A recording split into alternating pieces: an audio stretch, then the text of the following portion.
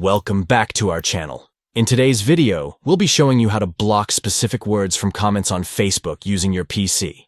This feature can help you maintain a positive and safe environment on your profile. Let's dive in.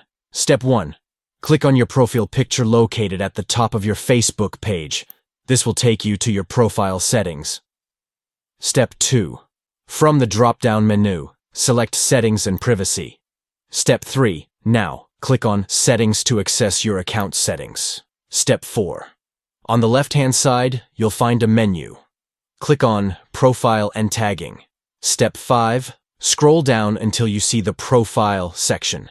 Here, you'll find an option to hide comments containing certain words from your profile.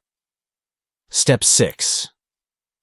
To block specific words, simply type them, or phrases separated by commas, in the provided text box.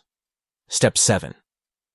Once you've entered the words or phrases, click on Save to apply the changes, and there you have it. You've successfully blocked specific words from comments on Facebook using your PC. Thank you for watching our video. If you found this tutorial helpful, don't forget to give it a thumbs up and subscribe to our channel for more useful tips and tricks. Stay tuned for our next video.